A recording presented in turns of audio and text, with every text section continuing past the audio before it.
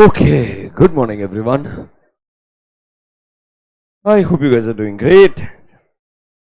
Now, before we get started, assumption number one. आप पढ़ के आए हो, वरना बहुत डिमोटिवेटिंग होने वाला है.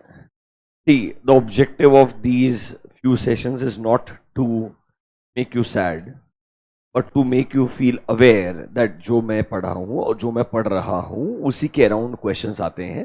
But there can be little bit of a change in trend in certain questions. at least मुझे वो चीज़ समझ में आए, मुझे Q&A मॉड्यूल पे कितना रिलाई करना चाहिए और कितना ज़्यादा मे बी हमारा कॉन्सेप्ट बुक रीड करना चाहिए, ये अंडरस्टैंडिंग आपको आए, उस पॉइंट ऑफ व्यू से ये लेक्चर्स को डिज़ाइन किया है.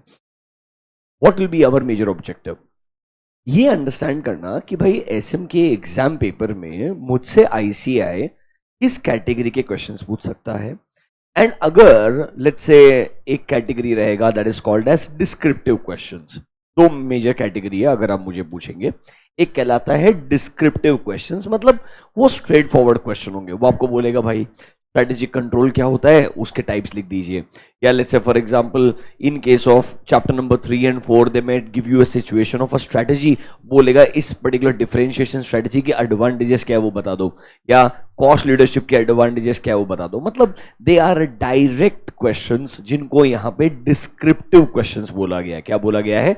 Descriptive questions. तो सेकंड कैटेगरी है जो थोड़ी डेंजरस कैटेगरी है.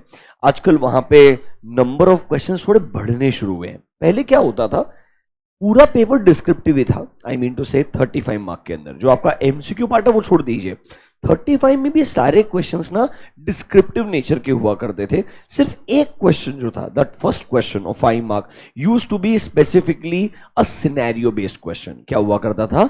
Scenario based. मतलब वो एक केस स्टडी हुआ करता था, एक सिचुएशन देते थे, उसके अंदर आपको कौन सा स्ट्रेटेजी अप्लाई करना चाहिए वो ढूंढना पड़ता था, एंड उसके अराउंड जो स्पेसिफिक क्वेश्चन में था उसको आंसर करना होता था. Nowadays you will see more scenario based questions, मतलब more than one. ऐसा नहीं है अभी भी पूरे पेपर में सारे scenario based questions हैं. अभी भी आपको ऐसा मान के चलिए कुछ कुछ descriptive direct questions देखने को मिलेंगे. I'll show you some examples also, don't worry.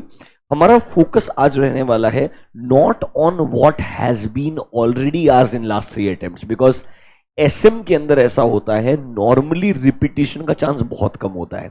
मतलब what they have already asked in last 2-3 exams वो अगले एग्जाम्स में रिपीट होगा, इसकी प्रोबेबिलिटी काफी ज्यादा कम होती है, because in SM they play a rotation.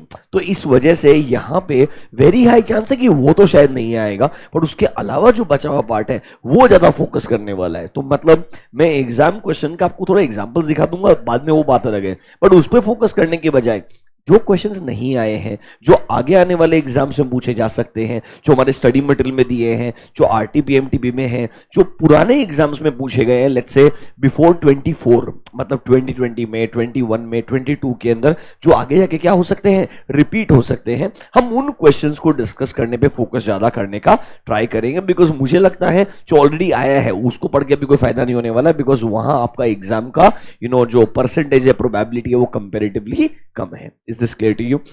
तो sir let's start with chapter number 4 directly. 1 मेरे हिसाब से आपने बहुत बार रिवाइज भी किया है और 1 के रिलेटेड ऑलमोस्ट सारे क्वेश्चंस डिस्कस थे, मेरे को पता है. 2-4 क्वेश्चंस और है 1 के अंदर एडिशनली जो डिस्कस नहीं किए थे Q&A मॉड्यूल में, वो भी डिस्कस करेंगे. But today let's start with 4 first. After 4 will go to chapter 3 and then last में चैप्टर 1 रिलेटेड 2-3 क्वेश्चंस पढ़ेंगे. ठीक है, चलिए let's go to Q&A module chapter number 4. 4-3 में भी जो जो क्वेश्चंस मैंने ऑलरेडी क्लास में डिस्कस कर लिए थे, मैं वो रिपीट नहीं कर रहा हूं. I want to discuss new questions जो अभी तक डिस्कस नहीं हुए हैं, ताकि अपना ऑलमोस्ट मेजर कवरेज हो जाए. वो अपना मेजर ऑब्जेक्टिव है. Come to chapter number 4, strategic analysis. I also request one thing, अपने साथ में Q&A बुक के साथ में नोटबुक लेके आए हो एसएम का, वो रखना, ताकि आपको सही में थोड़ा कॉन्फिडेंस आएगा कि ठीक है भाई, मेजॉरिटी क्वेश्चंस के अराउंड जो मेरे पास नोटबुक में कंटेंट है, अगर वो मैं ढंग से पढ़ूं, लिखने के लिए जाऊं, तो क्या मेरा काम हो सकता है. प्लीज अंडरस्टैंड, कुछ कुछ बहुत एक्सट्रीम क्वेश्चंस हैं. आपको बात बोलूं, लास्ट 3 अटेम्प्ट में, that is May 24, September 24 and Jan 25, तीनों में आईसीआई ने हिंट दिया था आरटीपी से. आरटीपी एमटीपी में उन्होंने पहली बार कैटेगरी ऑफ क्वेश्चन चेंज किया। That was a clear hint कि आने वाले एग्जाम के अंदर वो थोड़ा बहुत बदलाव लेके आने वाले हैं। हालांकि अभी तक पेपर में उतना मेजर चेंज नहीं आया है, पर यहां से आगे मुझे लगता है the way RTP MTP is created, पहले आरटीपी एमटीपी ऐसा नहीं हुआ करता था। पहले RTP MTP clear descriptive questions हुआ करते थे जो बहुत आसान थे समझने। अब कुछ कुछ क्वेश्चंस ओपन एंडेड है, मतलब जहां पे इट्स लाइक लिटरली आपको लगेगा सब्जेक्ट रिलेटेड तो कॉन्सेप्ट है, पर जो आंसर में मुझे लिखना होगा ये मेरी जनरल अंडरस्टैंडिंग के बेसिस पे भी कुछ कुछ आंसर्स लिखने पड़ेंगे। वैसे भी कुछ एग्जांपल्स आपको दिखाता हूं, आप मेंटली प्रिपेयर्ड रहिएगा। पेपर में हो सकता है एक आध क्वेश्चन ऐसा आ जाए जिससे मुझे कॉन्सेप्ट समझ जाएगा, बट शायद जो आंसर है वो मॉड्यूल में भी नहीं होगा। उसका आंसर आपको अपने जजमेंट के हिसाब से बना करके लिखना पड़ेगा। That is going to be a open ended situation. ऐसे कुछ हिंट्स उन्होंने आरटीपी एमटीपी के क्वेश्चंस में दिए हैं जो आपसे डिस्कस करेंगे। इस तरीके से हो सकता है आपको थोड़ा मेंटली अपने आप को प्रिपेयर करना है। आज का discussion is all about mental preparation, कि how questions they will ask me when I am preparing on my own from here onwards, मुझे क्या क्या फोकस रखना है। और एक चीज प्लीज जेन्युइनली, आप यहां पे कितने क्वेश्चंस प्रैक्टिस करेंगे उससे फर्क नहीं पड़ेगा, आप कितना ज्यादा बार ये कॉन्सेप्ट्स डिटेल में पढ़ लेंगे। और मे बी एक दो क्वेश्चन, अगर मैं आपको जेन्युइनली बोलूं from one chapter try to write 2-3 questions, उससे भी आपको कॉन्फिडेंस आ जाएगा। अगर आपका लैंग्वेज डिसेंट इनफ है, अगर आपका लैंग्वेज थोड़ा खराब है, आपको लगता है नहीं मुझे बहुत डर लगता है थियरी वाला आंसर लिखने के लिए, तो बेटा उस केस में जितना ज्यादा लिखोगे उतना फायदा रहेगा। उसमें डिफाइन करना मुश्किल है, बिकॉज अगर आपको इतना डर है कि मैं पढ़ने के बावजूद भी हाथ चला के लिख नहीं सकता, तो फिर you know what I mean, right?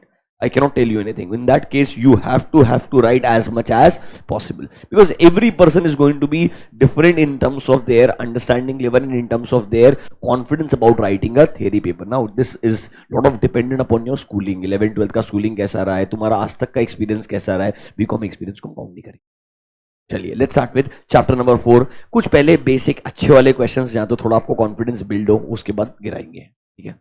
चलिए let's get started. Question number 3। बेटा लेक्चर नंबर से क्या करना है तेरे को, मेरे को नहीं पता यार, कौन तू फोकस कर। In your modules page number 4.6 we are in the Q&A book, are you there? देखो क्या बोलता है। Organo is a large supermarket chain. It is considering purchase of a number of farms that provides Organo with significant amount of fresh produce. मतलब sir supermarket chain run करते हो आप, it's like आपके पास में बिग बाजार type का कुछ तो रहेगा या व्हाटएवर इट इज, एक एंटिटी है। अब आपको लगता है कि हमको कुछ चीजें परचेज कर लेनी चाहिए, you want to buy the entire farm, जिससे आपको क्या मिलेगा? फ्रेश प्रोड्यूस मिलेगा जो आप सुपरमार्केट में बेचना चाहते हो। Organo feels that by purchasing the farm, it will have greater control over its supply chain. क्या ना इसे डाइवर्सिफाई करने का बात कर रहा है। अब ऑब्वियसली क्वेश्चन क्या है? आइडेंटिफाई करना है एंड एक्सप्लेन करना है कौन सा टाइप ऑफ डाइवर्सिफिकेशन। अब टाइप ऑफ डाइवर्सिफिकेशन पहले समझ में आना चाहिए। कौन कौन सा टाइप था? याद है, दो ब्रॉडर कैटेगरी इनके हिसाब से, एक था कॉन्ग्लोमेरेट, एक था कॉन्सेंट्रिक। पर मैंने बोला था ओवरऑल 4 होते हैं, कॉन्सेंट्रिक में 2 थे। कौन कौन से? Vertical and horizontal. ये हॉरिजॉन्टल का बात कर रहे हैं क्या? हॉरिजॉन्टल में सिमिलर बिजनेस आप बाय करते हैं। यहां पर आप इस बिजनेस में या तो एक कदम पीछे जाएंगे या एक कदम आगे। Is it a vertical integration? Vertical में 2 ऑप्शन है तुम्हारे पास, बैकवर्ड और बैकवर्ड के अंदर कहना इसे आप इनपुट्स को, रॉ मटेरियल जो भी है उस सोर्स को सिक्योर करने का ट्राई करेंगे। सब कुछ उसने क्वेश्चन में डायरेक्टली लिखा हुआ है, कोई सरप्राइज एलिमेंट बचा नहीं है। इस तरीके की सिचुएशन एमसीक्यू के फॉर्म में आ सकती है 5 मार्क के लिए, या ऐसे का स्टडी मटेरियल का क्वेश्चन है। देखो, not every question can become a 5 mark question, but this can give you a hint that they can give you such a situation in case of MCQ, जहां पे आपको ऑप्शन में क्या कर सकता है, वो मल्टीपल ऑप्शन दे सकता है। तो आपको फिगर आउट करना चाहिए, हाँ भाई ये सिचुएशन कहां फिट होती है, डाइवर्सिफिकेशन में, वर्टिकल में किधर? बैकवर्ड के अंदर। चलिए पढ़िए क्या बोलता है। देखो, Organo is a large supermarket chain, question से कॉपी पेस्ट किया। वो क्या ऑप्ट करने का ट्राई कर रहे हैं? Backward integration, and they want to purchase a number of farms. इससे उनको किसके ऊपर कंट्रोल मिल जाएगा? Supply chain. कहने से क्वेश्चन से उठा के लिख दिया पूरा का पूरा। सर बैकवर्ड इंटीग्रेशन के अंदर मीनिंग क्या है आपका? You want to create a effective supply by entering into the business of input provider. ये सेम लैंग्वेज आपके नोटबुक में लिखी हुई है ऑलरेडी। जब मैंने आपको वर्टिकल डाइवर्सिफिकेशन पढ़ाया, वर्टिकल में 2 पॉइंट लिखाया होगा, एक लिखाया होगा बैकवर्ड, एक दिखाया होगा फॉरवर्ड। उसके अंदर स्पेसिफिकली ये पॉइंट लिखवा के, मुझे पता है उतना ही लाइन उनके आंसर से मैच हो सकता है, बाकी आपको क्वेश्चन से ही पिक करना पड़ेगा। इसके लिए आपको पता तो होना चाहिए कौन से चैप्टर में जाने का है। कौन से चैप्टर में जाने का आपको? फोर्थ में डाइवर्सिफिकेशन पढ़ाया था। Under which strategy? एक्सपेंशन और ग्रोथ स्ट्रेटेजी। आप रिवाइज करके आए हो, मतलब आपने पढ़ा है यहाँ पे पहले होता है स्टेबिलिटी स्ट्रेटेजी, फिर आता है एक्सपेंशन और ग्रोथ। एक्सपेंशन ग्रोथ में भी मल्टीपल ऑप्शंस थे, बाय इंटेंसिफिकेशन इंटरनल एक्सटर्नल, फिर इंटेंसिफिकेशन डाइवर्सिफिकेशन। डाइवर्सिफिकेशन में कॉन्सेंट्रिक एंड कॉन्ग्लोमेरेट, कॉन्सेंट्रिक में वर्टिकल एंड हॉरिजॉन्टल, वर्टिकल में बैकवर्ड एंड फॉरवर्ड। सब लिखा है आपने पूरा का पूरा। 1 मिनट के लिए जरा 2 मिनट नोटबुक में जाओ, ढूंढ करके एक बार वर्टिकली इंटीग्रेटेड डाइवर्सिफिकेशन पढ़ने का ट्राई करो। Only read vertically integrated diversification. कोई होमवर्क होमवर्क नहीं मैंने लिखवा के दिया है ये पूरा आपको। हाँ, ऐसा रिस्क नहीं लूंगा मैं। कॉन्ग्लोमेरेट होमवर्क दिया होगा ना, हाँ वो ब्लैंक स्पेस रहेगा obviously. You read the vertically integrated diversification.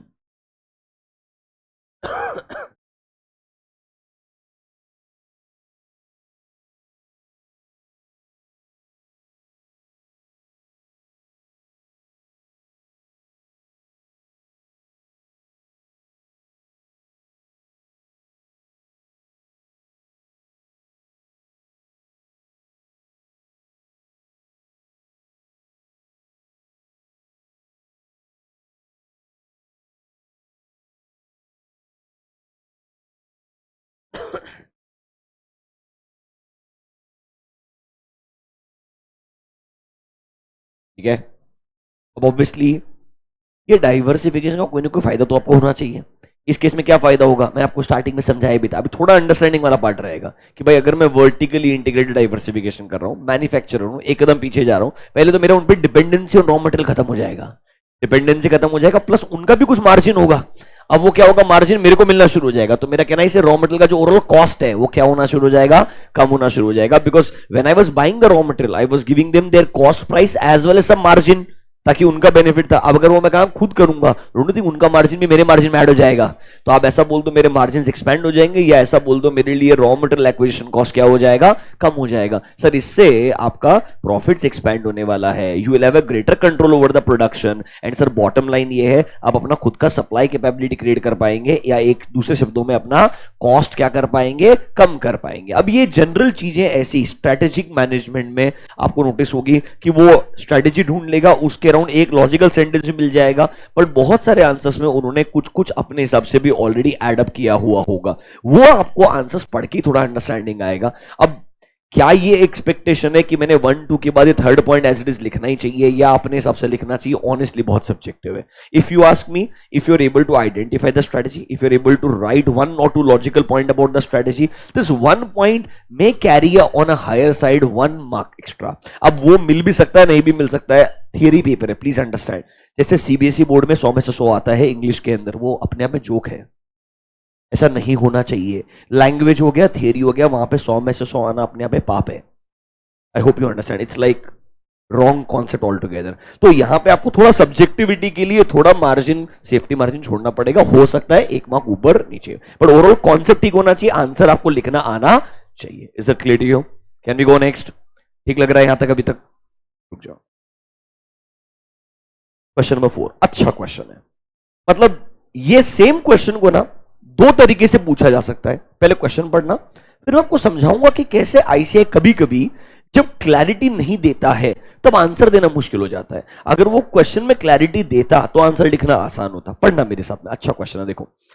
With the global economic recession, there is a economic recession going on, company has incurred significant losses in all its previous 5 financial years.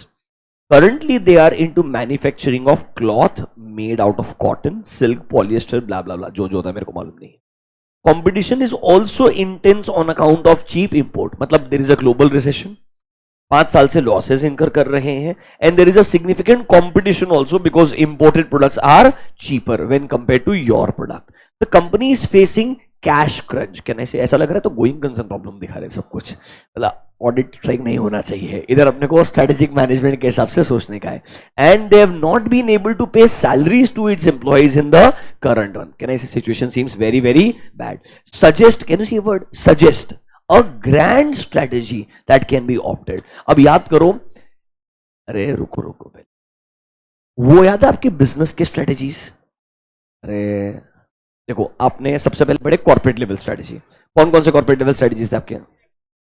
कौन कौन सा? पहला stability, दूसरा, तीसरा retrenchment. Retrenchment तीन option है तुम्हारे पास में। पहला वाला क्या था? Turn around. दूसरा क्या था? डाइवेस्टमेंट। तीसरा क्या है? लिक्विडेशन। ये तीनों के तीन ऑप्शन किधर? रिट्रेंचमेंट में। ये हो गया कॉर्पोरेट लेवल पे, बराबर है। फिर आप तो बिजनेस लेवल के ऊपर, बिजनेस लेवल पे कौन कौन सा स्ट्रेटेजी आपके पास में? कॉस्ट, इधर नहीं है, इस अगले चैप्टर में है। Cost leadership, differentiation. अपने दिमाग में हमेशा ना इन 6 स्ट्रेटेजी के नाम रखना ऐसे कोई भी क्वेश्चन के अंदर, और फिर सोचना क्या ये कुछ अलग करने का बात कर रहा है? नहीं। क्या ये कॉस्ट रिड्यूस करने का बात कर रहा है? नहीं। क्या कोई नीश मार्केट फोकस? नहीं। कभी कभी उनके क्वेश्चन में वो बोलेगा कॉर्पोरेट लेवल, बट आंसर होगा बिजनेस लेवल, क्योंकि वो हिंट ना कॉर्पोरेट बिजनेस लेवल से नहीं देगा, वो हिंट देगा बाकी के सिचुएशन से। तो यहां देख के समझना है कि माइकल पोर्टर की स्ट्रेटेजी रेलेवेंट नहीं है इधर। कौन सी स्ट्रेटेजी रेलेवेंट नहीं है? अब बचा कौन सा ऑप्शन है? 3 ही स्ट्रेटेजी बचा है, स्टेबिलिटी, एक्सपेंशन, और इधर एक्सपेंशन करने का हालत दिख रहा है क्या आपको? बराबर है, नहीं दिख रहा है ना? 2 ही ऑप्शन बचता है, कौन सा? स्टेबिलिटी और रिट्रेंचमेंट। अब प्रॉब्लम ये है, आपको इनके लैंग्वेज से समझना पड़ेगा कि सिचुएशन ये क्या पोर्ट्रे कर रहे हैं, नेगेटिव पोर्ट्रे कर रहे हैं। स्टेबिलिटी तब सूटेबल है, याद करो, जब आपके पास अच्छा खासा मार्केट शेयर है और आपको लगता है बिजनेस एनवायरनमेंट में चीजों को शांत रख करके एग्जिस्टिंग नंबर को मेंटेन करना चाहिए। इधर मेंटेन करने लायक कुछ है नहीं, यू आर इनकरिंग लॉसेस। तो आपको दिमाग में सोचना पड़ेगा, हाँ, the last option comes to be retrenchment. अब आपका प्रॉब्लम नया आएगा, नोटबुक में जाओ, मैं बोलता हूं क्या आएगा। अरे जाओ ना, go to your notebook, find a heading retrenchment strategy. पर डरो मत, आपका टीचर स्मार्ट है, उसने आपको इंट्रोडक्शन में रिट्रेंचमेंट में कुछ लिखवा के दिया है। जाओ जरा नोटबुक के अंदर एक बार के लिए।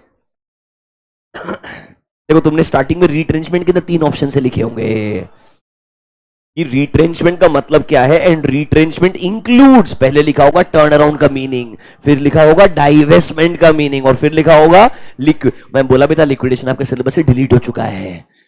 एक्चुअली होता है, बट आपके सिलेबस से क्या हो चुका है? डिलीट। मैंने लिक्विडेशन वर्ड लिखा होगा ना? हाँ, सिर्फ आपके अंडरस्टैंडिंग के लिए कि भाई तीनों चीजें होती है। अब सुनो, इस क्वेश्चन में अगर उन्होंने इस सिचुएशन के बाद में हिंट दिया होता कि कंपनी ना एग्जिस्टिंग चीजों को बदलना चाहता है, they want to recover, they want to go back to the old situation, तो वो टर्न अराउंड का हिंट देता, या वो हिंट देता कि कंपनी ये बिजनेसेस में से कुछ बिजनेसेस को बेचने के बारे में सोच रहा है, तो आपको हिंट मिलता डाइवेस्टमेंट। अगर अब हिंट दिया ही नहीं है, इसका मतलब आपको रिट्रेंचमेंट पे निबंध लिखना पड़ेगा। इसका मतलब है आपको रिट्रेंचमेंट के ऊपर कंटेंट लिखना पड़ेगा। मतलब there is no direct answer here, they have just told you suggest a appropriate strategy जो आपको लगाने का है। मतलब उन्होंने कोई हिंट नहीं दिया आगे जाकर के कि मैं क्या करना है, तो कहना है इसे मुझे बताना पड़ेगा, इनकी सिचुएशन बुरी है, इन्हें रिट्रेंचमेंट चूज करना चाहिए। रिट्रेंचमेंट में क्या क्या ऑप्शन है वो आपको उनको बताने चाहिए। कंपनी में choose a turn around for certain businesses, company में choose a divestment if turn around does not work. अरे समझ में आया क्या? Spend 2 minutes, I think retrenchment का पॉइंट नंबर 1 रहेगा, ये मैंने आपको मीनिंग के फॉर्म में लिखाया होगा, राइट? उसमें 3 ऑप्शन भी लिखाए होंगे ना, एबीसी करके ऐसे, उसको रीड करो, वो यहां पे आंसर फिट होने वाला है। जब वो पूरा कंप्लीट क्लैरिटी ना दे, तब आपको थोड़ा सा जनरल पॉइंट ऑफ व्यू से, इसीलिए वो सब चीज आपके नोटबुक में रहेगी, आपसे डिस्कस हुई होगी, वो वाला पार्ट आपको पिक करना पड़ेगा। पढ़िए एक बार आंसर नोटबुक के अंदर, फिर आपको इसका आंसर दिखाएंगे।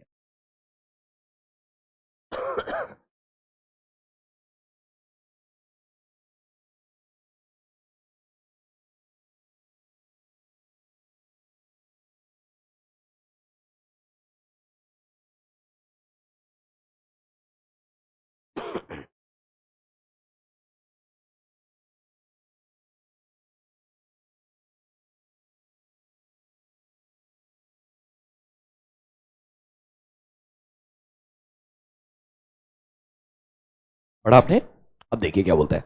Soft cloth is facing lot of internal as well as external challenges. मतलब बिजनेस भी बुरा कर रहा है एंड इकोनॉमिक कंडीशंस भी बुरी है। देखो, there is a economic recession, there is a cash crunch also, so they may need to use a retrenchment slash, क्या लिखा देखो, टर्न अराउंड। अब ये देखो, थोड़ा सा पहले ये वाला पार्ट पढ़ो। The company may need to substantially reduce its scope of activity. इसका मतलब होता है retrenchment, this is done in an attempt to solve your problem. तो आप क्या करेंगे सर? या तो पहला स्टेप हो सकता है, आप रिट्रेंचमेंट में you choose to focus on ways और means to reverse the process of decline, this is the meaning of turn around. फिर अगला ऑप्शन है, you may cut down the certain loss making units, divisions or SBUs, this is called as divestment. अगर ये कुछ भी नहीं होता तो लास्ट में ऑप्शन क्या आएगा? लिक्विडेशन। अगर आप मुझे पूछेंगे this is the real answer, but अब ऑथर भी कंफ्यूज है कि भाई ऐसे क्वेश्चन का आंसर बनाऊं ही कैसे, क्योंकि कोई एग्जैक्ट आंसर तो एग्जिस्ट नहीं करता है। उसने देखो साथ साथ में क्या चीज ऐड कर दी है, ऐसा लग रहा है क्या? ये चीज उसने पता है क्या किया, वो क्वेश्चन में हिंट ढूंढा। याद है, कैश क्रंच है, लॉसेज है, बराबर है कि नहीं है? मैंने आपको बोला था कि डाइवेस्टमेंट के कुछ, नोटबुक पे जाओ, अगला पॉइंट देखो, आपके पास डाइवेस्टमेंट रहेगा। ऐसे कौन से सिचुएशन है जो इंडिकेट करते हैं कि हमने डाइवेस्टमेंट चूज करना चाहिए? ये मेरे को लग रहा है गलती से आपको होमवर्क रहेगा शायद, ये आपको होमवर्क क्वेश्चन रहेगा और आपको ब्लैंक स्पेस मिल जाएगा 100%। डाइवेस्टमेंट के नीचे नहीं है कि है यही पॉइंट से, अगर कंसिस्टेंट नेगेटिव कैश फ्लोज है, प्रोडक्ट आपका अनकॉम्पिटिटिव हो चुका है, मार्केट शेयर डिक्लाइन कर रहा है, नहीं सुना आपने ये? अरे opportunity cost, it's better to invest this money somewhere else, ये इंडिकेटर है। अब दिस यू राइट और you don't write, the real answer is actually this कि रिट्रेंचमेंट का मतलब क्या है, रिट्रेंचमेंट के ऑप्शंस क्या है, वो बस डाइवेस्टमेंट के कुछ रीजंस जो है वो उठा करके लिखने का ट्राई कर रहा है। एंड थोड़ा बहुत अगले पॉइंट में जाओ, आपको टर्न अराउंड करके हेडिंग मिलेगा एक। अरे अगले जाओ, जाओ पॉइंट नंबर 2, टर्न अराउंड। पहले आपको पढ़ाया होगा डाइवेस्टमेंट या टर्न अराउंड, क्या पहले पहले टर्न अराउंड पढ़ाया था? टर्न अराउंड में आपको लिखाया होगा रीजंस कब कब आपको टर्न अराउंड की जरूरत है, उसमें ऑलमोस्ट ऐसे पॉइंट से आपको मैच होगा। फिर आपको, हाँ पहले ये, फिर उसके बाद डाइवेस्टमेंट में जाओगे, उधर भी एक पॉइंट नंबर 1 था कि कैसे कौन सी सिचुएशन है जब आपने डाइवेस्टमेंट को यूज करना चाहिए। उधर भी रहेगा कि आपको कंसिस्टेंट नेगेटिव कैश फ्लोज आ रहा है, business is incurring significant losses, या सर कंपटीशन इतना सिग्निफिकेंट है कि बिजनेस अनकॉम्पिटिटिव हो चुका है, टेक्नोलॉजी में पैसा इन्वेस्ट करना पड़ेगा। तो आप थोड़ा पार्ट डाइवेस्ट, क्योंकि यहां पे क्लैरिटी नहीं है डाइवेस्टमेंट लिखना है कि टर्न अराउंड लिखना है, so you have to use a combination of both. अब ये अगर आपको स्ट्राइक नहीं भी हो, कुछ नहीं, आपने क्या करना चाहिए, क्वेश्चन की सिचुएशन उठा के डाल देना चाहिए। क्वेश्चन में देखो 5 साल का लॉसेस है, अरे इज देयर इंटेंस कंपटीशन, तो इधर से 3 पॉइंट पिक कर लो ना, क्या फर्क पड़ने वाला है? आप ऐसे में एक चीज समझो, if there is such category of question when there is a lack of clarity कि एग्जैक्टली क्या आंसर देना है, पहले तो सोचना पड़ेगा स्ट्रेटेजी कौन सी। मैं बोल रहा हूं ऐसे ऐसा कर सकता है आपके साथ में, या ऐसे के स्टडी मटेरियल क्वेश्चन है, it is possible they can do it, तो आपको फिगर आउट करना पड़ेगा तरीका। मेजोरिटी क्वेश्चन स्ट्रेट फॉरवर्ड मिलेंगे, पर एक आध ऐसा मिलेगा, आपको उसके लिए मेंटली प्रिपेयर्ड रहना है कि मेरे को सोचना है स्ट्रेटेजी तो एक ही ऑप्शन है, कौन सा वाला, रिट्रेंचमेंट। अब देखो रिट्रेंचमेंट में I can not right entire turn around, I can not right entire divestment unless वो क्लैरिटी दे कि टर्न अराउंड ही लिखने का। Like I will show you one more question जहां क्लियर है कि टर्न अराउंड ही लिखना पड़ेगा, तो उधर टर्न अराउंड ही आएगा, उसके स्टेप्स आने वाले, कोई और ऑप्शन आएगा ही नहीं, या वो डाइवेस्टमेंट का स्पेसिफिक क्वेश्चन पूछेगा। जब वो ऐसा ना करे तब आपको रिट्रेंचमेंट के बारे में लिखना पड़ेगा। This is possible only in case of retrenchment, I repeat this is possible only in case of. बाकी स्टेबिलिटी में ऐसा कोई ऑप्शन ही नहीं है, सोचो दिमाग लगाओ, स्टेबिलिटी में कोई ऑप्शन है क्या? एक्सपेंशन में हर बार इतने अलग अलग ऑप्शन है कि उनको एक स्पेसिफिक सिचुएशन बना के देना ही पड़ेगा आपको। So this is potentially possible only in case of retrenchment, जहां पे वो जनरल सिचुएशन क्रिएट करके आपको दे सकता है। बात समझ में आया है क्या? तो आपको थोड़ा बहुत combination of turn around and divestment लिखना पड़ेगा, बट आपका रियल आंसर ये नहीं होना चाहिए। Real answer meaning of retrenchment and retrenchment के 3 ऑप्शन, पहला वाला टर्न अराउंड, फिर डाइवेस्टमेंट और फिर लिक्विडेशन, यही आपके 3 पॉइंट आपके पास में है। बात समझ में आया क्या? ओके ठीक है, यही अपना ऑब्जेक्टिव है, वो क्वेश्चंस को डिस्कस करना जो स्ट्रेट फॉरवर्ड नहीं है। जो स्ट्रेट फॉरवर्ड है वो तो तुम ही पढ़ सकते हो। चलो एक आध और question discuss. Number 6, this is unique category. Directly अगला क्वेश्चन डेंजरस हैंडल कर पाओगे क्या? पक्का? ये वो क्वेश्चन है जिसका आंसर हो ही नहीं सकता है, जिसका आंसर आपको अपने हिसाब से लिखना पड़ेगा, बट एक्चुअली में बढ़िया है। अगर आप मुझे पूछोगे ना, this is a good category question. इधर एक ही प्रॉब्लम है, क्वेश्चन अच्छा है, आंसर भी ठीक है, पर जब आप लिखोगे इधर मैच होने का स्कोप, तो वो चेक करके आपको मार्क्स कैसे देंगे, ये प्योर जजमेंट के ऊपर रहेगा। बढ़िया, अच्छा क्वेश्चन है, बढ़िया मेरे साथ में देखो। This a company that is engaged in designing, manufacturing and marketing mechanical instruments like speed meter बनाता है, ऑयल प्रेशर रिलेटेड गॉज बनाता है and so on. The products are fitted in 2 wheeler and 4 wheeler, 2 wheeler 4 wheeler में product use किए जाते हैं। During last couple of years, company has been observing a fall in the market share. Can I say business डूब रहा है उनका sir? हाँ. This is on account of shift to new range of electronic instrument. आपको लगेगा differentiation हो रहा है इधर, रुक जाओ आगे पढ़ो। मतलब सर रीजन बता रहा है कि why my market share is falling. The customers are switching away to from mechanical instruments to different category. You are the CEO of Atrix Limited. What can be strategic options available with you? मतलब मेरा market share कम हो रहा है, मेरे पास अभी क्या क्या option है। और सोचो क्या क्या ऑप्शन, मतलब कितने ऑप्शन हो, मतलब धंधा बेच दो, इफ नथिंग वर्क्स आउट, बराबर है कि नहीं है, टर्न अराउंड का ट्राई करो, डाइवर्सिफिकेशन करने का ट्राई करो। Why are you want to be depend, अभी तक इसे थोड़ी बोला लॉसेस हो गया, वो बोल रहा है मार्केट शेयर गिर रहा है, there is a fall in market, ये थोड़ी बताया कि बैलेंस शीट में पैसा नहीं है। If you have money can you go for diversification also, yes. What you will try to do, you will try to come up with new innovative products. जब तुमको मालूम है इस इंडस्ट्री में ऐसा कुछ हो रहा है तो तुम भी करने का ट्राई करो। You know what I mean, right? तो इसका कोई एक स्पेसिफिक आंसर है ही नहीं, यहां पे अलग अलग पॉइंट ऑफ व्यूज उन्होंने लिखे हुए हैं। अब this is a unique category, मतलब जो मैं नए सिलेबस में पहली बार देख रहा हूं, यहां पे आईसीआई अपने जजमेंट के बेसिस पे कुछ कुछ क्वेश्चंस बना रहा है। अभी तक एग्जाम्स में ऐसे क्वेश्चंस नहीं देखने को मिल रहे, but I am telling you, अगर मॉड्यूल में है, आरटीपी एमटीपी में है, मतलब हिंट है कि कभी ना कभी एक आध क्वेश्चन आएगा। हाँ, डिजास्टर कब होगा, वो सेम ही क्वेश्चन उठा के दे देगा, तो तब मजा नहीं आएगा, और उसने कुछ अलग पूछना चाहिए ना आपसे। देखो क्या बोलता है सर, उनका एक ऐसा प्रोडक्ट पोर्टफोलियो है जो कौन से स्टेज में जा रहा है सर, डिक्लाइन स्टेज में। Sir the product is being replaced with a technologically superior product. Strategically company ने अपना डिपेंडेंसी एग्जिस्टिंग प्रोडक्ट में क्या करना चाहिए, मिनिमाइज करना चाहिए, नए एवेन्यूज ढूंढने चाहिए फॉर सर्वाइवल एंड। ये बात अच्छी बोल रहा है, प्रॉब्लम ये है, ये अच्छी बात आप कैसे लिखोगे? What they're writing is absolutely correct. They're not writing anything wrong. कुछ गलत नहीं है, ये बराबर है, उसने बढ़िया अंडरस्टैंडिंग लिखा है, क्वेश्चन बनाने वाले का थॉट प्रोसेस गलत नहीं है। चेक कैसे करोगे, मतलब इट इज वेरी जेनरिक। नीचे पढ़ के देखो अलग अलग ऑप्शंस क्या क्या है। You think like a CEO, तुम उससे अग्री करोगे। नंबर 1 देखो, invest in new product development and switch over to new technology. Sir they also need time to invest in emerging new technology, क्योंकि नए जो, अब देखो तुमको किसी टेक्नोलॉजी ने खत्म किया तो उसके भी बाद नेक्स्ट लेवल कुछ तो एग्जिस्ट करेगा, पर इसमें अजम्पशन तुम्हारे पास पैसा है इन्वेस्ट करने को, वो बताया नहीं है ना क्वेश्चन में। Number 2, sir they can acquire और take over a competitor provided they have और able to generate enough financial resources. मतलब अजम्पशन लगा के बोल रहा है, अगर है तो आप ऐसा कर सकते हो। They may also consider, can you see what, unrelated growth and identify other areas. कहने से कॉन्ग्लोमरेट बोलने का ट्राई कर रहा है, गो फॉर अनरिलेटेड डाइवर्सिफिकेशन। इससे आपका रिस्क क्या हो जाएगा, स्प्रेड हो जाएगा, मतलब डाइवर्सिफाई हो जाएगा।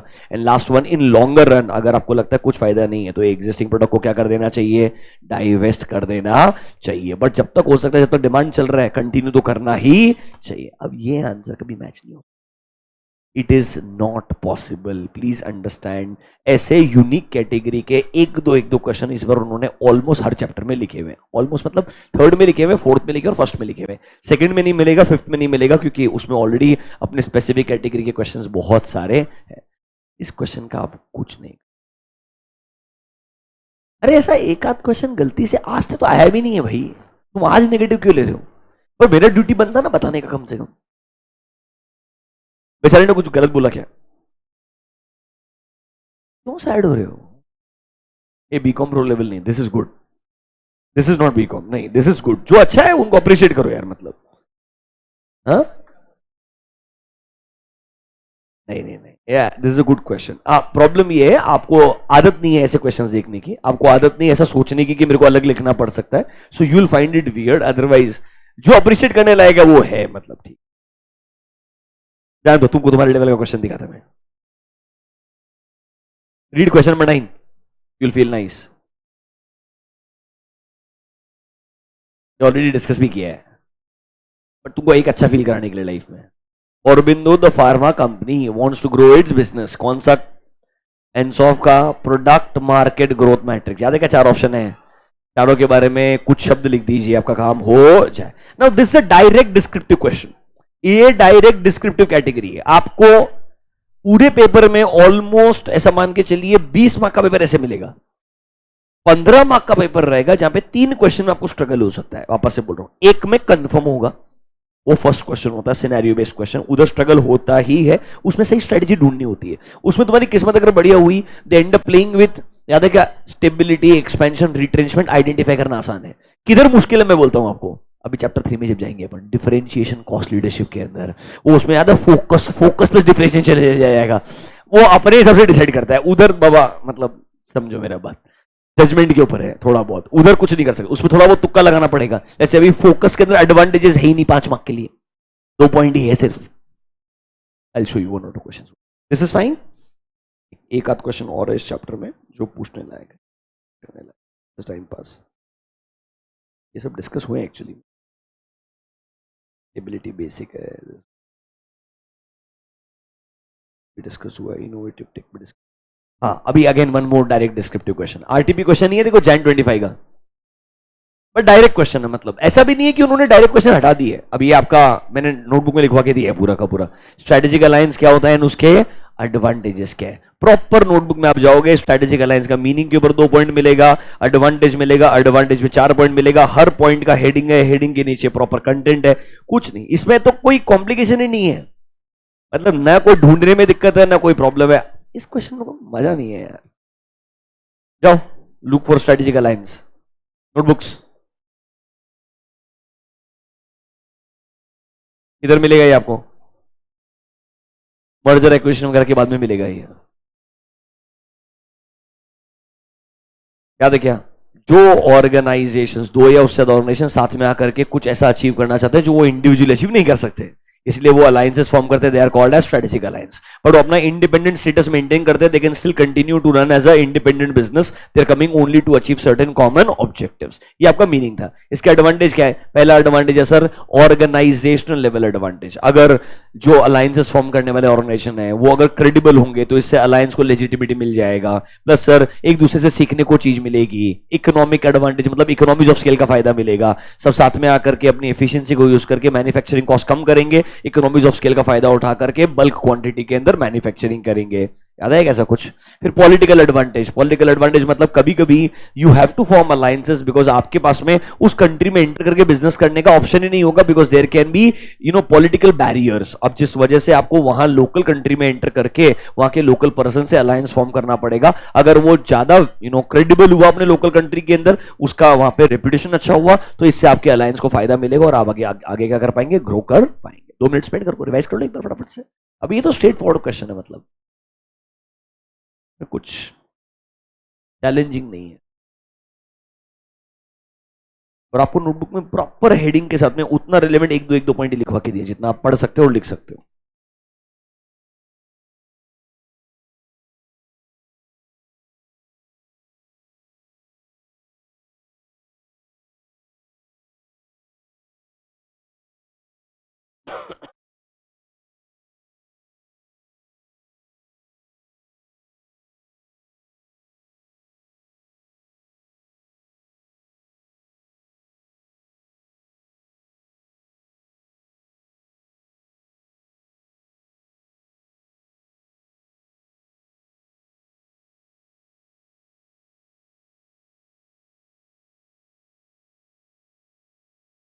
बेटा परमीत सिंह, डिफरेंशिएशन स्ट्रेटेजी अलग ही है, that is for business level. Product development उन्होंने ब्रॉडर लेवल पे एज ए बिजनेस लिखा है when it comes to Ansoff. तो याद है इंटेंसिफिकेशन में आपका market penetration, market development, product development, तीनों as it is copy paste है पूरा, और दोनों अलग अलग तरीके से लिखा हुआ है। Don't try to sit and compare, दोनों ने अपने अपने जमाने में अपने अपने पॉइंट ऑफ व्यू से लिखा है। अब तू अगर बैठ के बोलेगा इसमें ये मैच होता है तो होता है, क्या करने कभी, वैसे तो बोलेगा तो विजन मिशन आधा से सेम ही दिखेगा, नहीं कर सकते। Don't think like this, they are different. ठीक है, एक माइकल पोर्टर ने स्ट्रेटेजी बनाया, एक एनसॉफ ने बनाया है। एनसॉफ कॉर्पोरेट लेवल पे सोच रहा था, माइकल पोर्टर बिजनेस लेवल पे सोच रहा था। ठीक है, डन। चलिए let's go to chapter number 3। क्या सब डिस्कस किए बचे हुए सारे क्वेश्चंस तुमने ऑलरेडी? तुमने ऐसा नहीं है, तुम पढ़े हो ऑलरेडी। हाँ, बस वापस कितना पढ़े वो तुम जानते हो, मेरे साइड से मैंने किया काम। Come to chapter number 3। इसमें थोड़े कम क्वेश्चंस डिस्कस हुए थे तो ज्यादा डिस्कस करने का ट्राई करेंगे। आइए 3 में पहले कुछ अच्छा पढ़ाता हूं, वरना घटिया शक्ल बनाना शुरू कर दोगे। Page number 3.5, read question number 2। सबसे लास्ट में पढ़ाया था आपको इस चैप्टर में मैंने, कोई चांस तो नहीं है but still. Modules page number 3.5, are you there? देखो क्या बोलता है। Mister Banerjee is the head of marketing department. His company is in direct competition with 13 companies at national level. मतलब there are 13 competitors. He wishes to study the market position of rival companies by grouping them. याद है क्या? Strategic group mapping, कि बहुत सारे players होंगे, उनको आपको अलग अलग लॉजिकल ग्रुप्स में डिवाइड करना पड़ेगा। फिर ग्रुप मैपिंग के लिए याद है 4 स्टेप्स बोले थे। आइडेंटिफाई करो कॉमन कैरेक्टरिस्टिक्स क्या है, जिन जिनका कॉमन कैरेक्टरिस्टिक्स उनको एक ग्रुप के अंदर डाल दो। अरे याद आया क्या? फिर ग्रुप के अराउंड एक सर्कल बनाओ, सर्कल का size should be proportional to the overall market share. ये सबसे नोटबुक में लास्ट में लिखा है तुमको। स्ट्रेटेजिक ग्रुप मैपिंग क्या होता है, इसको बनाने के लिए स्टेप्स इन्वॉल्व क्या होते हैं। नोटबुक में 3rd चैप्टर के मिसलिनियस टॉपिक्स के अंदर आपने एक हेडिंग लिखा होगा, स्ट्रेटेजिक ग्रुप मैपिंग। ये सबसे लास्ट में मिलेगा, मिसलिनियस टॉपिक्स में पढ़ाया था बेटा। मिला क्या? पक्का? तो देखो क्वेश्चन में क्या पूछता है sir, name the tool that can be used by mister Banerjee. अब दिमाग लगाओ, कंपटीशन को एनालाइज करने के लिए 2 ही तरीके थे पूरे सिलेबस में आपके। In your entire syllabus to analyze competition, there were only 2 ways. One was Michael Porter's 5 force model. और उसके लिए उसको बोलना पड़ेगा ना कि भाई माइकल पोर्टर का मॉडल है। कॉम्पिटिटिव प्रेशर एनालिसिस मॉडल बोलना पड़ेगा। इधर वो क्लियरली हिंट दे रहा है दैट देयर आर 13 प्लेयर्स, आप उनको ग्रुप करना चाहते हो और उसके बाद में डिसाइड करना चाहते हो कौन सा सबसे स्ट्रॉन्गेस्ट है, कौन सा वीकेस्ट है, कहां पर गैप एग्जिस्ट करता है। मतलब ये माइकल पोर्टर के 5 फोर्स मॉडल की तरफ नहीं जा रहा है। तो कॉम्पिटिशन एनालाइज करने का सेकंड ऑप्शन एक ही बचा है, कौन सा? Strategic group mapping. कुछ नहीं समझा, अगर सिलेबस पढ़ा है ढंग से तो भी अपने आप स्ट्राइक हो जाएगा कि बचा हुआ ऑप्शन वही है। ओके, क्या करने का अपने को? कुछ नहीं, एक्सप्लेन द प्रोसीजर जो हम अप्लाई कर सकते हैं। तो सर स्ट्रेटेजिक ग्रुप मैपिंग का थोड़ा मीनिंग लिखने का। What is a strategic group mapping? It consist of rival firms जिनके सिमिलर कॉम्पिटिटिव अप्रोचेस है, पोजीशंस है, उनको एक साथ में ग्रुप में लेके आएंगे और 4 स्टेप्स है, ये आपने ऑलरेडी लिखे हुए हैं। अरे लिखे तुमने ऑलरेडी, बस वही उठा के चिपकाने का है। डायरेक्ट क्वेश्चन, थोड़ा सा मतलब सिनेरियो बनाने का ट्राई किया है बट एक्चुअली सिनेरियो है नहीं।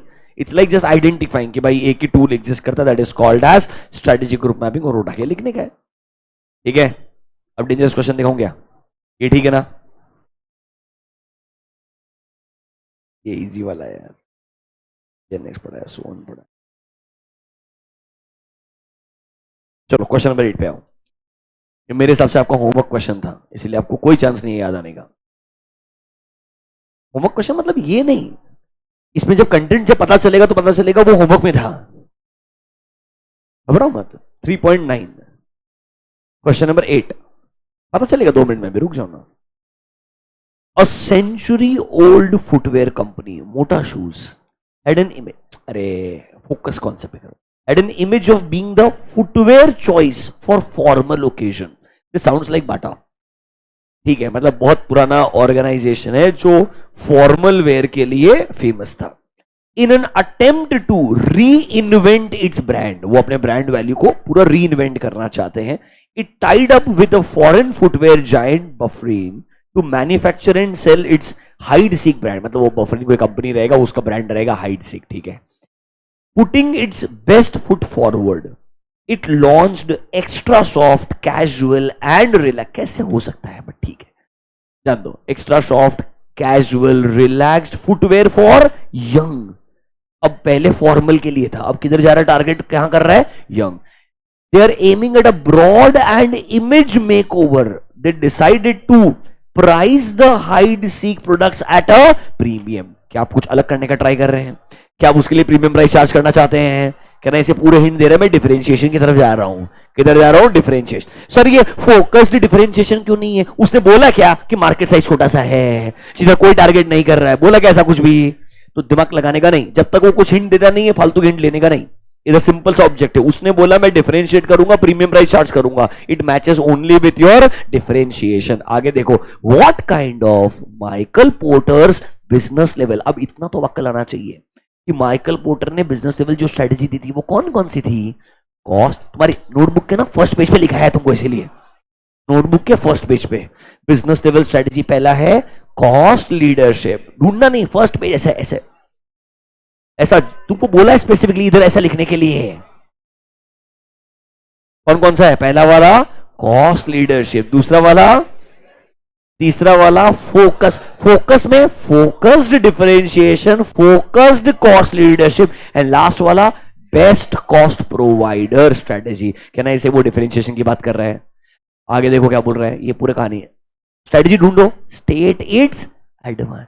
अब सुनो, मैंने आपको बोला था कॉस्ट लीडरशिप एंड डिफरेंशिएशन के advantages are same 5 points of Michael Porter's 5 force model. Notebook में जाओ, चैप्टर 3 मिसलिनियस टॉपिक्स, सबसे लास्ट में पढ़ाया था आपको ये, क्योंकि मैंने बोला था जब तक माइकल पोर्टर का पूरा 5 फोर्स मॉडल नहीं पढ़ाऊंगा एडवांटेजेस याद नहीं कराऊंगा फालतू में आपको। नोटबुक में जाके ढूंढो chapter 3 miscellaneous topics, blank space तो पक्का मिलेगा एटलीस्ट। आपने लिखा होगा एडवांटेजेस ऑफ कॉस्ट लीडरशिप, फिर लिखा होगा एडवांटेजेस ऑफ डिफरेंशिएशन, दोनों ब्लैंक स्पेस रहेंगे क्योंकि दोनों मैंने आपको एक्सप्लेन किया था और आपको बोला था ये आपको होमवर्क में लिखना चाहिए। ऑनेस्टली बोलो कितने लोगों ने होमवर्क में लिखा है, बी ऑनेस्ट, लिखा है तुमने इतना? पक्का नहीं लिखा तूने? मैं आपको एक बात बोलूं क्या, सच्ची में एग्जैजरेशन नहीं है, मेरे साथ ये हर बार तुक्के में होता है। मैं जो और मेरा हर अटेम्प्ट में ना, जो मैं हर लेक्चर लेता हूं उसमें होमवर्क में रैंडम क्वेश्चंस होते हैं। आई डू नॉट, मेरे पास कोई एक्सेल शीट नहीं है अभिषेक सर जैसे कि मेरा क्वेश्चन कौन सा होमवर्क है, नहीं, I am being honest. In theory I decide on the basis of your शक्ल कि आज तुमको क्या होमवर्क में दे सकते हैं क्या नहीं दे सकते हैं, प्योर एवरीडे बेसिस पे चलता है। और मैं कोइंसिडेंटली जो होमवर्क में उस आइटम के लिए देता हूं ना, जनरली पेपर में वैसे ही क्वेश्चन आ जाते हैं और मुझे बुरा भी लगता है बट नहीं भी लगता है, क्योंकि मैं सिंसियर था, तुम सिंसियर नहीं थे।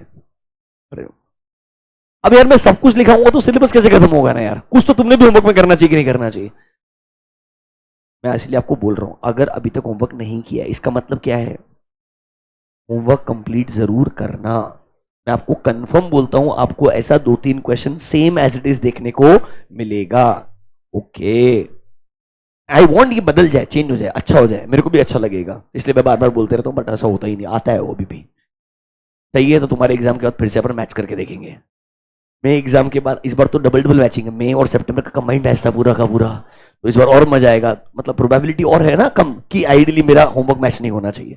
बात की बात, बकवास हो गया साइड में, इधर देखो, कहना इसे इधर मेरे को लिखने का डिफरेंशिएशन स्ट्रेटजी क्या है एंड डिफरेंशिएशन के एडवांटेजेस क्या। अपने एडवांटेजेस लिखे क्या बच्चों, फटाफट से एडवांटेजेस रिवाइज करो। मैंने आपको बोला था ये एडवांटेजेस ट्रिकी है, आपको पांचों हेडिंग में सोचना पड़ेगा। माइकल पोर्टर का 5 फोर्स मॉडल याद है क्या, 5 फोर्सेस, वो हर फोर्स को डिफरेंशिएशन कैसे डिफीट करेगा।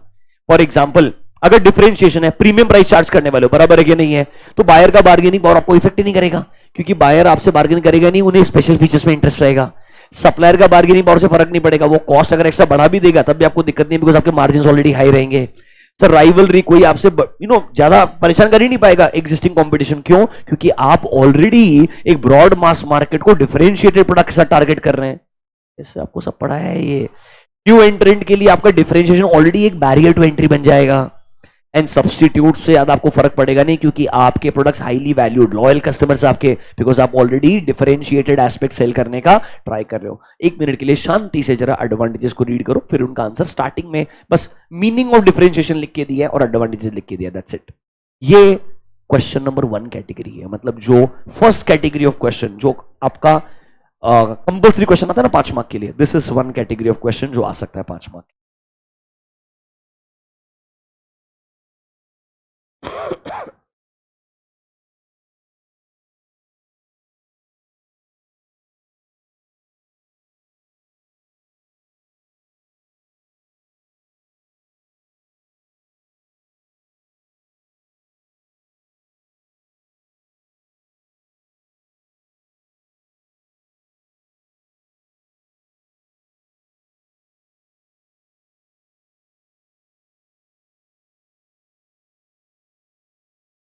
पढ़ा आपने? अब एक काम करेंगे, नोटबुक में डिफरेंशिएशन का भी आपको इंट्रोडक्शन लिखा है थोड़ा सा, याद है? It is for broad mass market, जहाँ पे प्रोडक्ट में कुछ यूनिक एलिमेंट लेकर के आएंगे और वो यूनिक एलिमेंट की वजह से आप प्रीमियम प्राइस चार्ज करना चाहेंगे। This was introduction towards differentiation, याद आया कैसा कुछ? जाओ जो नोटबुक में जाके पढ़ोगे 2 मिनट में याद आ जाएगा अपने आप यार। नोटबुक जाओ, लुक फॉर चैप्टर नंबर 3, उसमें पहले पढ़ाया होगा आपको कॉस्ट लीडरशिप माइकल पोर्टर में, after cost leadership number 2 differentiation होगा। देखो कुछ तो इंट्रोडक्शन लिखा होगा डिफरेंशिएशन में, नहीं लिखा है? 100% लिखा होगा, पढ़ के देखो।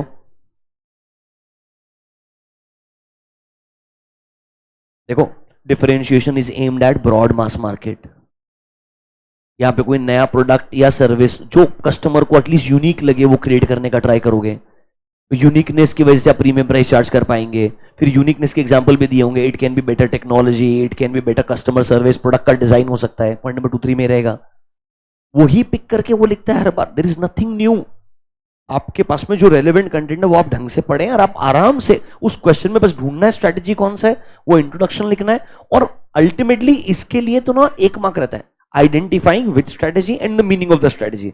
फिर वो कोई ना कोई, if it's a 5 mark question, वो 4 मार्क रिलेटेड अलग चीज पूछेगा, जैसे एडवांटेज पूछेगा, या आपको लेट्स से डिफरेंशिएशन जो करना है उसका बेसिस ऑफ डिफरेंशिएशन क्या है, नोटबुक में जाके देखो, आगे तो बेसिस ऑफ डिफरेंशिएशन मिलेगा, प्रोडक्ट बेसिस, प्राइस बेसिस, ऐसा अरे मिलेगा ना। वो अगली बार कभी ना कभी क्वेश्चन डिफरेंशिएशन पूछेगा, फिर बेसिस पे क्वेश्चन पूछ लेगा 3 मार्क के लिए।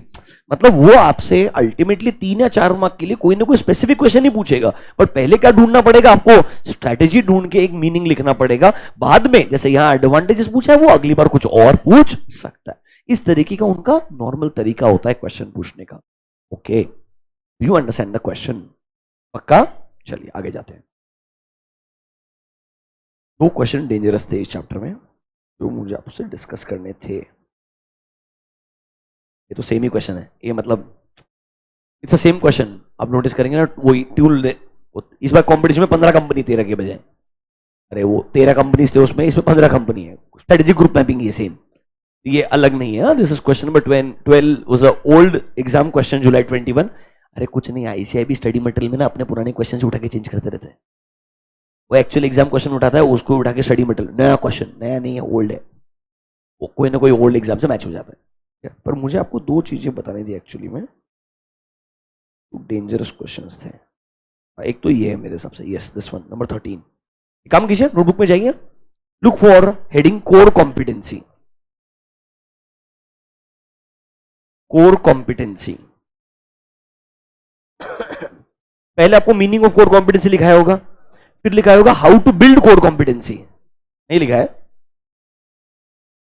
मीनिंग ऑफ कोर कॉम्पिटेंसी लिखा होगा, फिर उसके बाद में following criteria can help in achieving, अरे लिखा है ना उसमें, लास्ट में लिखा है ना, how to build a core competency which is essential to build, valuable, rare, costly to imitate, non substitutable, दिख रहा है क्या?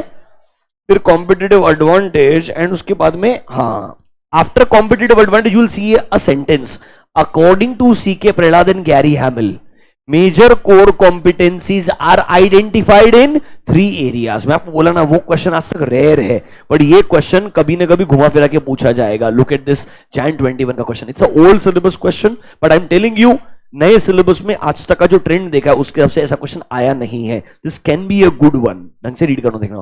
Core competencies provide an edge to a business over its, ये तो मीनिंग लिखा हुआ है, अरे तो मीनिंग लिखा हुआ है। Also discuss briefly 3 areas in which major core competencies are identified. अब वो 3 मतलब वो specifically according to C.K. Prahlad and Gary Hamel, अरे याद आ रहा है क्या? According to C.K. Prahlad and Gary Hamel, major core competencies are identified in 3 areas. मतलब अगर हमें लगता है हमारे कोर कॉम्पिटेंसीज की वजह से हमारा प्रोडक्ट कॉम्पिटिटर से बिल्कुल अलग है, तो मैं बोलूंगा ये याद करो, resources combination becomes capabilities, capabilities multiple becomes your core competencies, ये core competencies helps you to achieve competitive advantage. तो कैन आई से, अगर ये कोर कॉम्पिटेंसीज मेरे को ऐसा प्रोडक्ट बनाने में मदद कर रहे हैं which is making it different from my competitor, तो मैं बोलूंगा कॉम्पिटिटर डिफरेंशिएशन है, इन कोर कॉम्पिटेंसी की वजह से मेरा प्रोडक्ट एकदम अलग है when compared with my competitor. Can I say it will help me to achieve competitive advantage. Number 2, sir there is a significant value, याद है वर्ड वैल्यूएबल होना चाहिए कस्टमर के लिए, मेरे कस्टमर को जो चाहिए वो चीज मेरी कोर कॉम्पिटेंसी प्रोवाइड करने में मदद कर रहा है। ये दोनों चीजें सेम थी। डेंजरस पॉइंट था नंबर 3, याद करना, मेरी कोई ऐसी स्किल जिसकी वजह से सिर्फ प्रोडक्ट ये नहीं, अगर मैं दूसरा प्रोडक्ट बेचाऊंगा वो भी बेटर बेच पाऊंगा। मतलब I can apply this competency to other markets, मतलब एग्जिस्टिंग प्रोडक्ट तो बेच ही पा रहा हूं, ये कोर कॉम्पिटेंसी की वजह से सेम स्किल को मैं दूसरे मार्केट्स, दूसरे प्रोडक्ट जो इंट्रोड्यूस करूंगा उधर भी अप्लाई कर पाऊंगा। मतलब कोर कॉम्पिटेंसी वो कैपेबिलिटीज और वो रिसोर्सेज होते हैं which can help you to do better, not just with the existing businesses but also with the new businesses जो आप फ्यूचर में क्या करने वाले हैं, लॉन्च करने वाले हैं, या जिसमें एंटर करने वाले हैं। अगर ये तीनों कैपेबिलिटीज है तो हम बोलते हैं हाँ आपका कोर कॉम्पिटेंसीज जो है ना, या तो इस कैटेगरी में हो सकता है, इस कैटेगरी में हो सकता है, या इसमें हो सकता है। ये CK Prahalad and Gary Hamel का इंटरप्रिटेशन था। इसके ऊपर एक ही बार क्वेश्चन आया है आज तक, only once, but I am telling you ये सबसे अंडररेटेड क्वेश्चन है। आइडियली जनरल क्वेश्चन किधर आता है पता है क्या? कोर, इसके पहले जाओ, कॉम्पिटिटिव एडवांटेज कब सस्टेनेबल बनेगा, उसके 4 कैरेक्टरिस्टिक्स पूछ लेगा, how to build core competencies पूछ लेगा, वो बहुत बहुत बार पूछा गया, वो आपको पता भी है। If your resources capabilities are rare, valuable, costly to imitate, non-substitutable, can I say they will become core competencies? बराबर है। फिर सर वो सस्टेनेबल कब होंगे? व्हेन दे आर ड्यूरेबल, उनका durability is one aspect, imitability is one aspect, transferability, ऐसा याद है कि आपको ये चीज है? तो वो कोर कॉम्पिटेंसी कॉम्पिटिटिव एडवांटेज में कॉमन क्वेश्चंस पूछे हैं, वहां बहुत बार क्वेश्चंस आए। आप अपने क्यूएनए मॉड्यूल में देखेंगे, वहां पे क्वेश्चंस बहुत बार मिलेंगे। ये जो क्वेश्चन मैं आपको बोल रहा हूं ना 3 एरियाज वाला, ये रेयर है, मुझे लगता है 3-4 साल हो चुका है रिपीट होकर के। 10-21, यूर अंडरस्टैंडिंग माई पॉइंट? उसको थोड़ा इंपॉर्टेंट मार्क कर, इसको कोर कॉम्पिटेंसी कॉम्पिटिटिव एडवांटेज के लास्ट में एक पॉइंट लिखाया होगा, according to CK Prahalad and Gary Hamel major core competencies are identified in following 3 areas. Kindly mark that as little bit more critical. This is what I feel. Okay, very nice.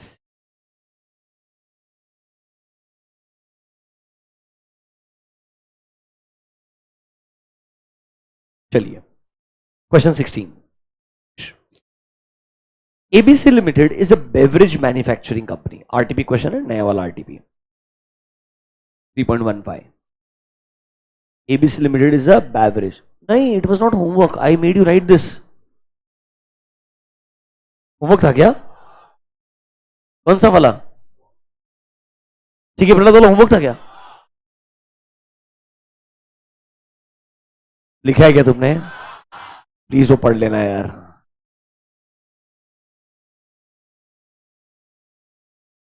ओ यार, मैं ये शायद पहले batch में उसको वो question homework दिया, otherwise मैंने उस क्वेश्चन को कभी होमवर्क नहीं दिया। मैं हमेशा how to build core competency sustainable competitive advantage, उसमें से दोनों में से एक होमवर्क देता हूं, वो दोनों लिखा दिए होंगे मैंने। तुमने मेरे को बहुत ही परेशान किया होगा क्लास में पक्का, इतनी घटिया शक्ल बनाई होगी ना उस दिन, इसलिए मैंने तुमको दोनों लिखा दिया होगा पक्का। थोड़ा जजमेंट मेरा कॉम्प्रोमाइज हो गया, जाने दो, प्लीज उसको मार्क कर लेना, वो पढ़ने का तुमको। चलिए, ABC is a beverage manufacturing company. It chiefly manufactures soft drinks. The products are priced on the lower side, which has made the company a leader in. ये मैं तुमको डिस्कस किया है क्वेश्चन ऑलरेडी, ऐसा मेरे को लग रहा है। याद है वो शुगर फ्री ड्रिंक बनाने वाला है। Currently it holds 35% of the market share. R&D of the company developed a formula कि वो कोक जीरो बनाएगा sugar free. On successful trial and approval by competent authorities, the company was granted the license की वो sugar free beverage बना सकता है। This company is the pioneer, the first one, differentiation है ये, to launch a sugar free beverage which is sold at a relatively higher price. पहले lower price वाला market था, अभी वो हायर प्राइस पे। This new product has been accepted widely by a class of customers. These products have proved profitable also for the company. Identify the strategy employed, and देखो strategy तो ढूंढ लो, differentiation आगे देखो, mention the measures that could be adopted to, इधर ये word है, to achieve the employed strategy. तो आपके वो बुक नोटबुक में लिखा रहेगा हाउ टू अचीव डिफरेंशिएशन, अरे ऐसा रहेगा हाउ टू अचीव या अचीविंग डिफरेंशिएशन, कुछ तो ऐसा लिखा हुआ रहेगा। ये भी होमवर्क रहेगा मेरे को लग रहा है, ये भी होमवर्क है क्या?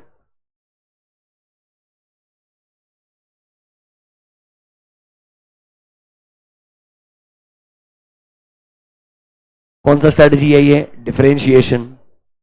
कंपनी का पूरा कहानी लिख दिया, differentiated and unique sugar free beverage से हम हायर प्राइस भी चार्ज कर पा रहे हैं, पैसा भी बढ़िया कमा पा रहे हैं, पूरा प्रॉफिट। एग्जाम वाला क्वेश्चन है, एग्जाम से मतलब जो क्वेश्चन है उससे पूरा आंसर उठा है, यहां से नया पार्ट शुरू होता है।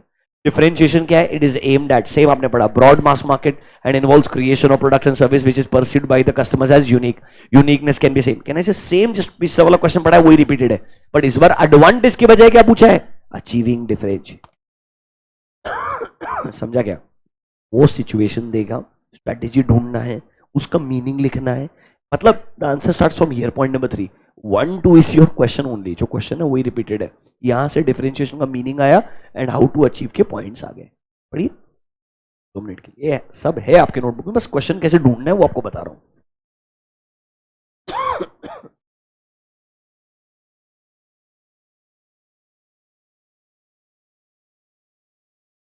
क्वेश्चन नंबर,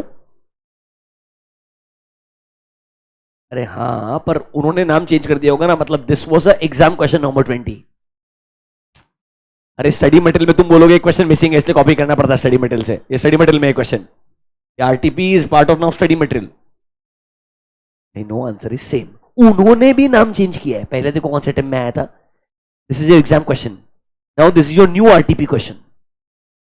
तुम बोलोगे पुराना एग्जाम वाला पढ़ा है ना, आरटीपी नहीं पढ़ा है, एक पेज मैंने वेस्ट कर दिया, चलेगा।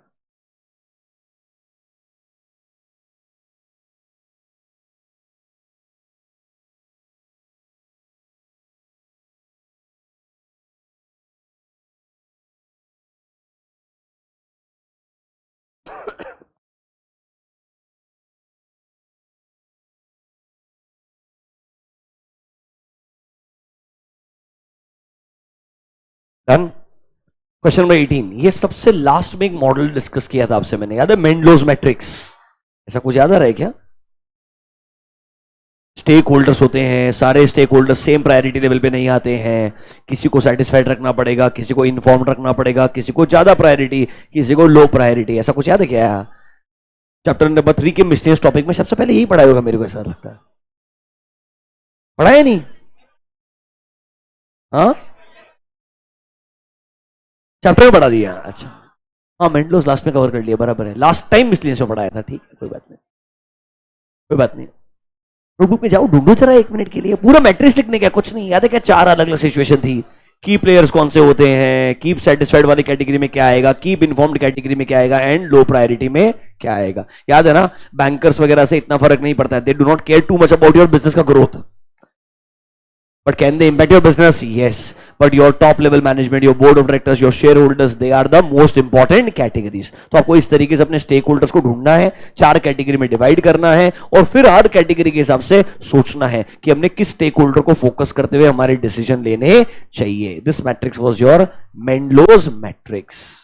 ये बॉक्स होमवर्क में बनाने के लिए बोला था, ये लिखवाया था पूरा का पूरा नीचे वाला पार्ट, बट ये बॉक्स होमवर्क बनाने के लिए बोला था। क्या किया मालूम नहीं, वो तो तुम ही जानते हैं लाइफ में, जाने दो यार। चलो अब एक बुरा क्वेश्चन है इस चैप्टर का, लास्ट क्वेश्चन डिस्कस करें, क्लोज करते हैं। पेज नंबर 3.4, बोलो ना हर चैप्टर के अंदर कोई ना कोई ऐसा एक क्वेश्चन दिया है, मस्त नया क्वेश्चन है, बढ़िया कैटेगरी है। 3.4 question number 1, mister Rohit Shetty runs, अरे सोढ़ी, अरे mister Rohit Sodhi runs a charitable organization for promotion of sports in the country. His organization conducts regular free training camps for youths interested in playing cricket, football, hockey, badminton. Problem क्या है मालूम है क्या? ये शुरुआत कर रहा है चैरिटेबल से और आगे जाके बिजनेस की स्ट्रेटेजी लगाएगा। अब देखना, many of his trainees have reached national level contest. Rohit notice that success of IPL tournament, there is an increasing trend to extend similar format in other sports as well। अरे वो kabaddi league चालू हो गया तुम्हारा, अरे वो अलग चालू हो गया ना, उससे इंस्पायर होकर क्वेश्चन बना दिया उसने। अभी सुन आगे प्रॉब्लम क्या है, he wishes to know how the development is going to help sports and to which industries it will offer opportunities। आपको जो जो आता है ना अपने हिसाब से, कि आपको सोचना है आईपीएल जैसे फॉर्मेट की वजह से किस किस स्पोर्ट्स में क्या क्या नया अपॉर्चुनिटी आ सकता है और क्या क्या नया थ्रेट तो क्रिएट ही करना पड़ेगा। तो पहले आपको नहीं नोटबुक में कुछ नहीं मिलेगा बेटा इससे रिलेटेड है, ये चीज नहीं होता है कुछ भी, ये स्वॉट एनालिसिस है। स्वॉट में आपको क्या ढूंढने का है, अपॉर्चुनिटीज एंड थ्रेट्स। चलो देखो, with the success of IPL, अभी एकदम अभी निबंध है यार ये, there are a lot of league matches which are taking place in other sports also, for example football, kabaddi, hockey के अंदर भी, और ये सब ना इवेंट्स प्रॉफिटेबल भी है sir. Okay sir, they are going to help sports in India, generating interest in sports, making them more popular, it will improve the quality of competition. Okay lot of businesses are involved who are part of this particular industry. अब point number 4 इतना तुम लिख सकते हो. Opportunity क्या होता है? It is a favourable condition. Threat is a unfavour. ये तुमको लिखा है मीनिंग ऑफ स्वॉट के अंदर. अपॉर्चुनिटी क्या होता है? तुमने बहुत घटिया शक्ल बनाया था, तुम बोले कौन लिखता है, मैं बोला था लिख लो. उसके बाद अभी देखो नीचे सर एग्जाम्पल्स देखो. अपॉर्चुनिटीज अगर आप सोचेंगे आईपीएल जैसे टूर्नामेंट्स बहुत बढ़ने लग गए तो बिजनेस में क्या अपॉर्चुनिटी है? We can open lot of stadiums. Stadia is a plural. It's a plural for stadium. Stadia is a plural for stadiums. मतलब आप अरे बहुत सारा स्टेडियम्स ओपन कर सकते हो तुम. हाँ अरे वो you can use both. Both are I am क्यों मैं सर ब्रेक कर रहा है अपना. यू इधर पुट एस और you use another word, fancy word, that is Stadia. Next manufacture कर सकते हो स्पोर्ट्स वाले goods. Media industry, sports channel वगैरह में टेलीविजन एडवर्टाइजिंग कर सकते हो. होटल इंडस्ट्री, क्यों लोग ये सब इवेंट्स अटेंड करने के लिए आएंगे तो होटल इंडस्ट्री भी फ्लरिश करेगा. सबसे खतरनाक थ्रेट्स है entertainment industry which is in TV serial cinema. उनको थ्रेट है सर कि लोग वो देखेंगे ही नहीं sir. They will fight for the viewership sir and the target customer.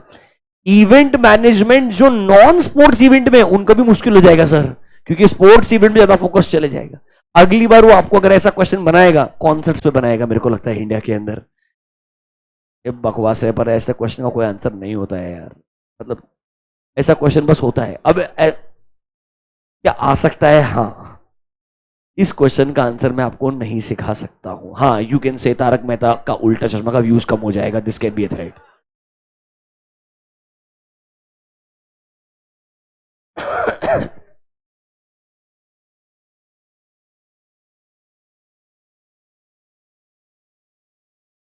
Last question, question number 7. चलिए चैप्टर 3 को एक अच्छे क्वेश्चन के साथ में एंड कर देता कि आपको अच्छा लगे. Infant Care is a successful store chain that creates products for expectant mothers and new moms. They offer everything from nursing classes to strollers, toys, infant clothes, diapers, baby furniture. Due to one-stop shop for infants, they are charging a premium for its product. ठीक है, differentiation है, सब कुछ एक साथ में आप provide कर रहे हो, प्रीमियम प्राइस चार्ज कर रहे हो और आप अलग अलग तरीके से प्रोडक्ट बनाने का. इनको लगता है इंडिया में से बनाता ही नहीं कोई, इसलिए डिफरेंशिएशन है. They are opting for differentiation, one-stop solution. You're catering to all different types of products. Because of differentiation, they are able to charge a premium price. This kind of MCQ may be created. क्योंकि देखो price का बात नहीं किया तो cost leadership fit नहीं होता है.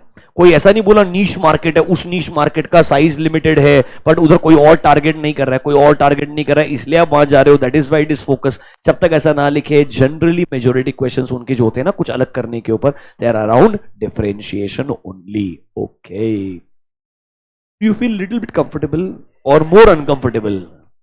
देखो मैं जानबूझ के वो क्वेश्चन डिस्कस नहीं करूं जो एकदम ऑब्वियस क्वेश्चन है, जो पढ़ के मतलब 100% आपको आंसर पता ही चल जाएगा. वो पढ़ के तो फायदा नहीं. बट एनीवेज थोड़ा थोड़ा अंडरस्टैंडिंग बेटर आया पक्का. Will keep one more session. उसमें हम जाएंगे किस चैप्टर पे? पहले जाएंगे 2 और 5 पे. पहले जाएंगे 2 और लास्ट पे 1 देखेंगे. 1 के मेजोरिटी क्वेश्चंस कवर्ड एक्चुअली 2-3 ही बचते हैं, ज्यादा कुछ है नहीं. Okay, thank you, enjoy. I will see you in the